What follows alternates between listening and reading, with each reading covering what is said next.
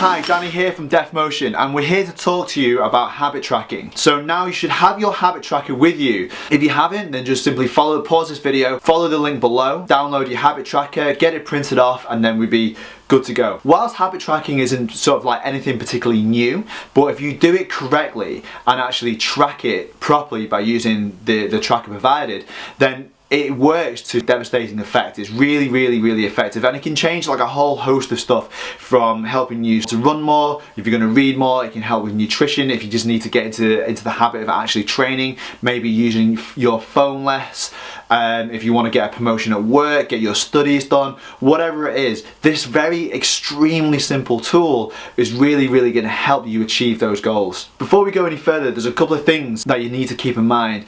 The first one is don't do too many at once. So normally when we sort of start this process, someone will come in, I'll speak to them, and they're sort of really keen to get started, and they'll go like, I want to bring in all these different habits, my life is going to change, you know, and whilst that's great and very enthusiastic, if we do too much at once, it's really hard to continue. And usually what happens is people will start, and then all of a sudden will start to fail, and it kind of falls off the edge of a cliff. Now, when we introduce habits at a sensible rate, then you kind of get used to a habit, and then that habit becomes part of you and part of your behavior. Once it's part of you and your behavior, then you can introduce a new habit, and then that becomes part of you and part of your behavior, and so on and so on and so on. So think of it as a marathon rather than a sprint. We want to have continual change over a long period of time, rather than adding a load of different things in right at the start. So rule one, don't bring in too many things at once.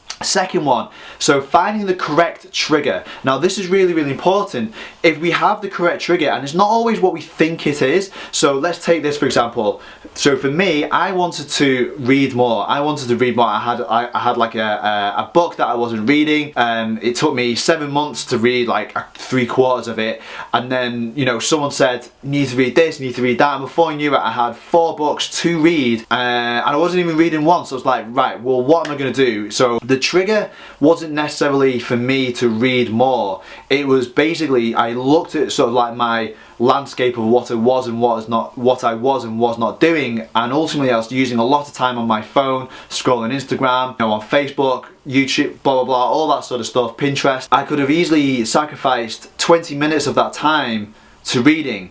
So I found the time that I was going to read the most or use it, and that's when I woke up. I didn't want to get up out of bed straight away. My alarm goes off. Sometimes, if I'm honest, most often I'm actually awake before the alarm. So rather than just sort of sitting scrolling through my phone, I basically put my phone on the other side of the room and replaced it with a book. So now I got up, turned the light on, opened the curtains, but because I got back into bed, but because I had to make that journey to go and turn my phone off, it reminded me that I wanted to read more. So then I opened up the book, and in that same time I finished the quarter of the book, and literally within 3 months I'd read all 4 books, and now sort of pretty much onto a 5th, in fact halfway through a 5th one right now. And so the trigger wasn't necessarily I wanted to read more, so therefore I would read at this time.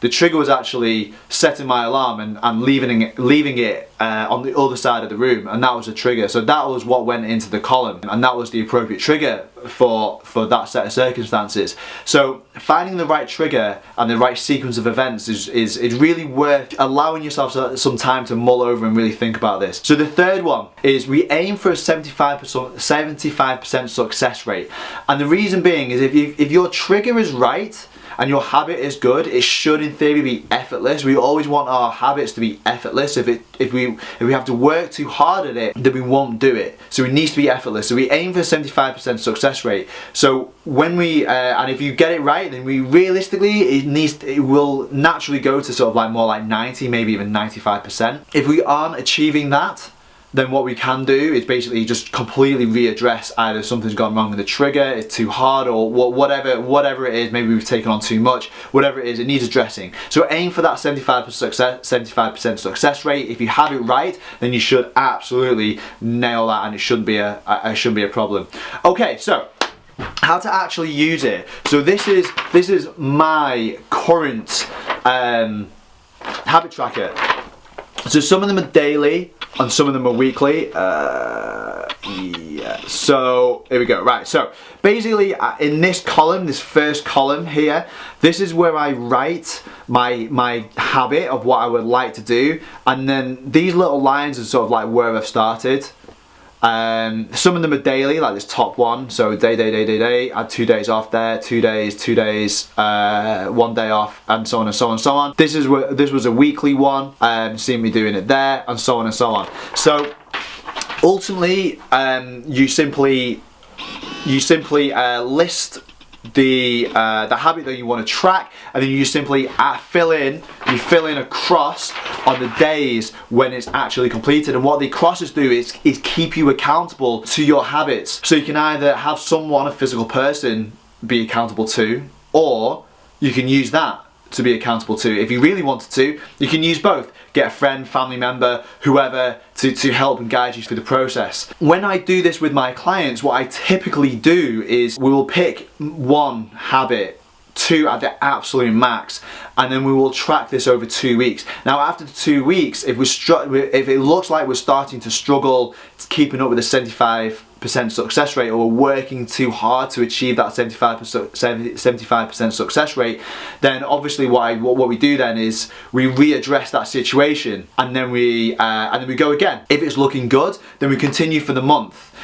If I feel, or the client and I feel that we are in a position where we can introduce another habit, then that's when we do it. So we'll start off with 1, absolute maximum 2. We run it for 2 weeks. We assess the situation. We either continue as planned, completely reassess it, or we introduce another, or recycle one of the programs and aim for a higher sort of like level of success. And that's literally what we do. So those points, just as a bit of a reminder. First of all, don't try and do too many at once. Shoot for less is more. Just think of it as a series of experiments. Find a suitable trigger to actually get the ball rolling. This takes a little bit of time. It takes a little bit of practice, and it's a skill within itself. But give it a go. Give it a try. Like I say, it's a series of experiments, and yeah, just try it. Final thing is we aim for that nice 75% success rate. If we are struggling to hit that, and it realistically, if it's good, then we should be aiming for more like 90-95% success. But to start off with, let's aim for 75% success rate. It gives you a little bit of wiggle room. If we are struggling to get that, then again you have to reassess the situation. And the little X's, the little crosses, they really help keep you accountable to you. And again, so you can either just track it on the sheet, or you can actually have someone, a friend, a family member, or whoever to help you become accountable to your brand new habits and behavior changes. And yeah, so just good luck with it all. If you have any questions, just don't be afraid to fire them over. I absolutely love answering these questions and helping you guys out. So yeah, I'll just see you in the next video. Good luck with it all, and any questions, fire them over.